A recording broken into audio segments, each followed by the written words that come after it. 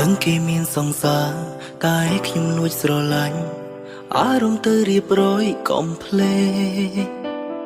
ខ្ញុំបបួលគេស្និទ្ធខ្ញុំបបួលគេស្នេហ៍ហើយចង់ទុកត្រឹមតែជាការលេងសើចតែយកចិត្តទុកដាក់ហើយហៅអូនសំឡាញ់បើសង្សារគេលឺច្បាស់ជាចិត្តខ្លោ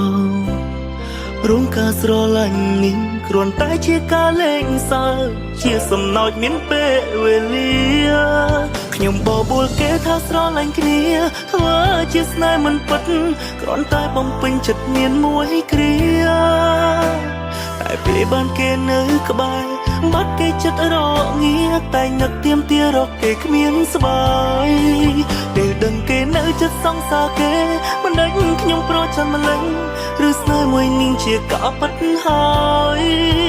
ពេលខ្លះបន់ឲ្យគេបែកគ្នាហួហេតុម្លេះខ្ញុំអើយមិនដេចចុងក្រោយហើយអ្វីខ្ញុំមានអារម្មណ៍ឈឺ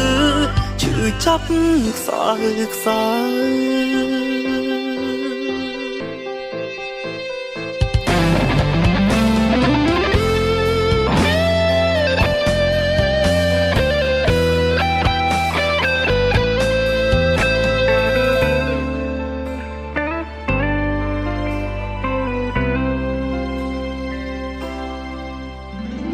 ដឹងគេមានសង្សារ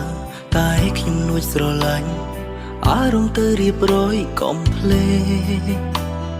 ខ្ញុំបបួលគេស្និទ្ធខ្ញុំបបួលគេស្នេហ៍ហើយចង់ទុកត្រឹមតែជាការលេងសើចតែយកចិត្តទុកដាក់ហើយហៅអូនសំឡាញ់បើសង្សារគេលឺច្បាស់ជាចិត្តខ្លោ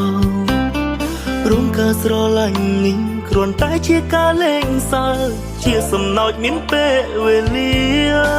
ខ្ញុំបបួលគេថាស្រឡាញ់គ្នាធ្វើជាស្នេហ៍មិនពិតគ្រាន់តែបំពេញចិត្តមានមួយគ្រា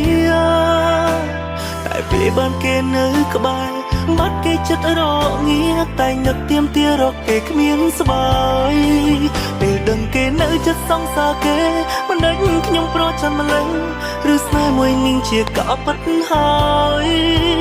ពេលខ្លះបន់ឲ្យគេបែកគ្នាហួហេតុម្លេះខ្ញុំអើយមិនដេចចុងក្រោយហើយអ្វីខ្ញុំមានអារម្មណ៍ឈឺចាប់ខ្សោយ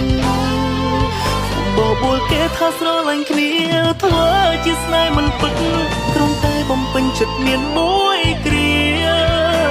តែពេលបានគេនៅក្បែរបាត់គេចិត្តរងាតែនឹកទៀមទារកគេគ្មានស្បាយពេលដឹងគេនៅចិត្តសង្សារគេមិនដឹងខ្ញុំប្រចាំម្លេះឬស្នេហ៍មួយនាងជាការពិតហើយពេលខ្លះបន់ឲ្យគេបែកគ្នាហួហេតុម្លេះខ្ញុំអើយមិនដេចចុងក្រោយហេតុអ្វីខ្ញុំមានអារម្មណ៍ឈឺចាប់ខ្សោយ